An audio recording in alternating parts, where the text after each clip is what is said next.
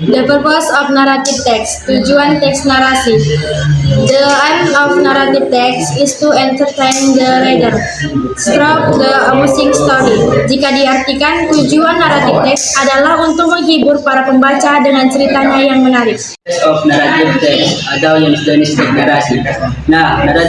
Naratif teks ini terdiri dari beberapa macam. Jenis-jenis teks narasi diantaranya cerita hayalan, fairy tales, misteri, misterius, cerita seram, horror stories, sci-fi, science fiction, romansi, dan masih banyak lagi. Generic struktur of narrative text atau struktur teks narasi. Ada 4 generik struktur of narrative text. Struktur teks narasi yang perlu kamu ketahui jika ingin menyusun atau membuat sebuah teks narasi. Rentesan merupakan bagian pembuka dari sebuah cerita teks narasi. Bagian ini mengenalkan tokoh dalam cerita, characters, serta latar terjadinya cerita yang meliputi latar tempat, waktu, suasana, dan keadaan sosial atau setting. Bagian ini berisi permasalahan yang terjadi di dalam sebuah cerita secara lebih detail. Complication terbagi lagi menjadi 3 bagian, yaitu rising action, masalah mulai muncul, climax, puncak permasalahan, failing action, tensi permasalahan mulai menurun dan mulai memuka titik penyelesaian. Bagian ini berisi penyelesaian atau akhir dari sebuah cerita teks narasi. Sebuah cerita biasa ditutup dengan akhir yang menyenangkan atau happy ending, akhirnya yang menyedihkan sad ending, atau akhirnya menggantung cliffhanger.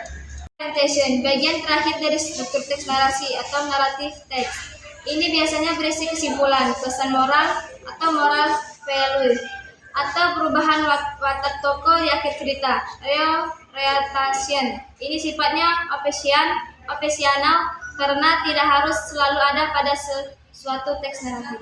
Feature of narrative text atau kaidah kebahasaan teks narasi.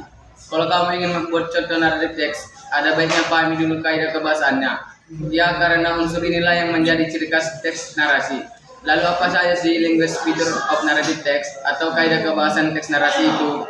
Menggunakan simple past tense. Narrative text biasanya menggunakan simple past tense karena akan menceritakan peristiwa atau kisah yang telah terjadi. Dengan begitu, pembaca bisa memahami urutan peristiwa secara jelas dan membantu mereka untuk hanyut ke dalam cerita. On stupid attempt in a small village, the king generous old man.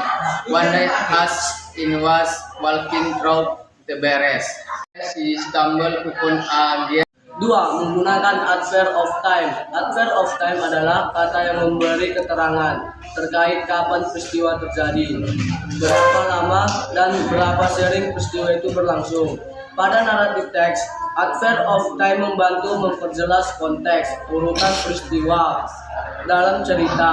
Ini memungkinkan pembaca untuk lebih mudah mengikuti cerita dan merasa terbawa masuk ke dalam cerita yang mereka baca. Contoh adverb of time antara lain today, yesterday, on day, tomorrow, last year, later, dan sebagainya.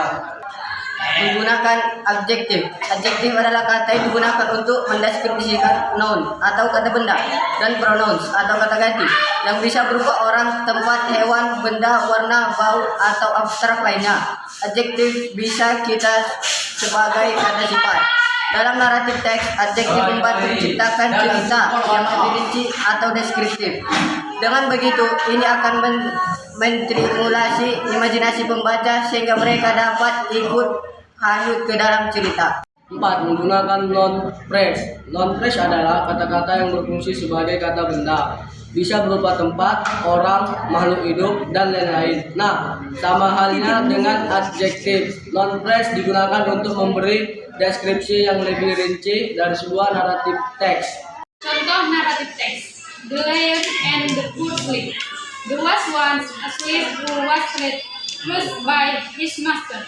One day he caught back his animal and ran to the forest to exit. There he canceled over a lion wall because and the port in the wall. Although spread the self mustered his courage and took out the thorn in the lion's paw.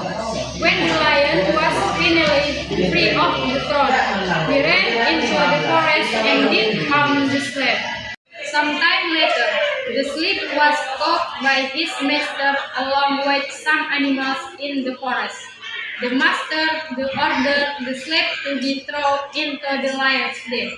When the slave saw the lion, he recognized it as the lion he had in the forest.